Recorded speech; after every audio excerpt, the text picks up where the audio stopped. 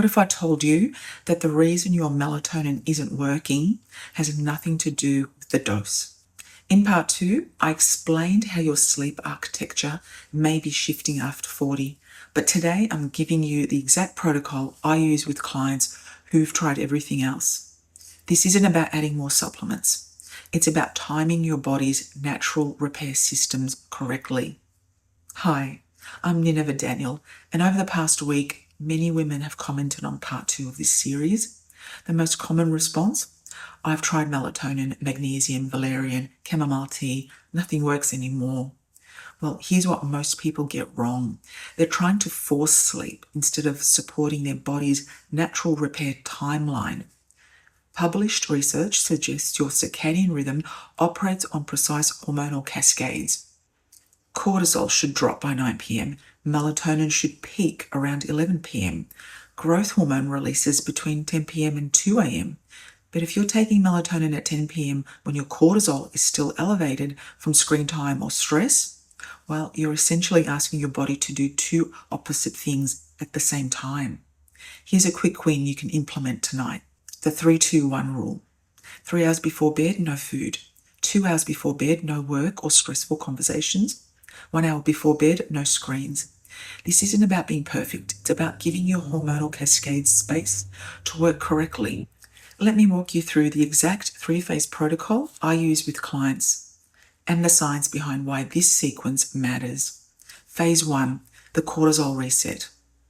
Your evening cortisol pattern may determine your entire night's sleep quality.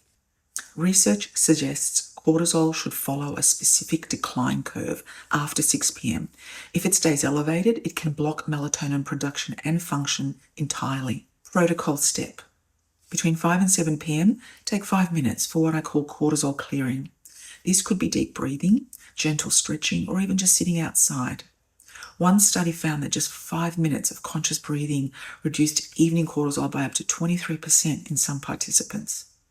The timing matters because research indicates cortisol has a 2-3 hour biological half-life. So if you clear stress at 6 p.m., you're creating space for natural melatonin production by 9 p.m. Phase 2, the transition window.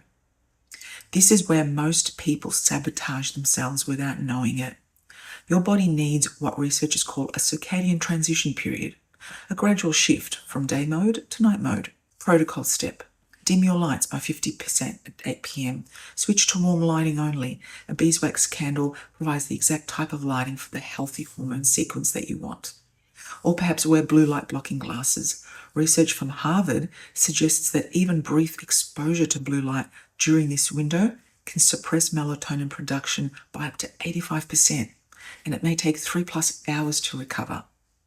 Here's what I've observed clinically.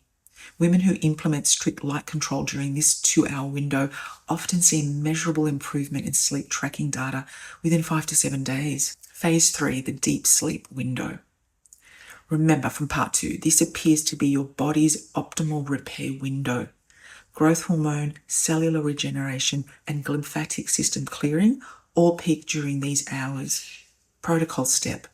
Be in bed by 10 p.m., even if you don't feel sleepy. Research suggests your body's repair processes are triggered by position and darkness, not just tiredness. So lying down in a dark room may actually initiate repair cascades even before sleep onset. Now, I'd like to share exactly what happened when I supported Linda, a 52-year-old teacher, to implement this protocol. She'd been on prescription sleep medication for about 18 months, getting 7-8 hours but waking exhausted with brain fog. Week 1, we implemented just the 3-2-1 rule and phase 1 cortisol clearing. Her sleep tracker showed her deep sleep increased from 8% to 14%. Week 3, we added phase 2 light control. Deep sleep reached 18%. She reported waking more refreshed than she had in 2 years. Week 6, full 3-phase protocol. Deep sleep stabilized at 21% within optimal range for her age group. Her doctor noted significant improvement and began reducing her sleep medication. So here's the key insight. We didn't add anything complicated. We just aligned her daily rhythm with what research suggests her body was already trying to do naturally. Once you've mastered the basic 3-phase protocol, There are evidence-based optimizations that may enhance your results. For example, temperature cycling. Research suggests your core body temperature needs to drop 1 to 3 degrees for optimal sleep onset. Take a warm shower 90 minutes before bed. The post-shower cooling effect may trigger natural sleepiness. Strategic supplementation timing.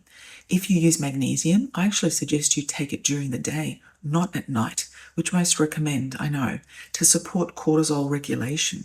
If you use melatonin, and there's one I recommend, which I get my clients to take between 9 and 11 p.m, because any later than this, it may be too late to influence your natural cycle. The rescue protocol.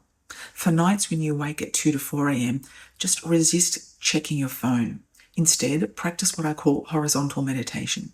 Stay lying down, breathe deeply, and trust that rest has restorative value even without sleep. So if you're tired of waking up tired, I've created a free downloadable guide. It's called the Stem Cell Reset. It covers the science behind what we've discussed today. It's got practical steps you can take this week and how I work with women who want to explore stem cell nutrition as part of their natural health protocol. The link is in the description below. Or if you're dealing with complex sleep issues alongside hormonal changes, chronic stress, or other health conditions, I also offer personalised consultations where we can create a protocol specific for your situation. My booking link is also below. And please drop a comment and tell me, which phase do you think will be the hardest for you to implement? The cortisol clearing, the light control, or the 10 p.m. bedtime? I read every comment and often answer questions in future videos. And remember, your body wants to sleep well. It just sometimes needs the right conditions and timing. So with that, let's make this next chapter of your life one of renewal, not of regret. Thanks for watching, and I'll see you in the next one.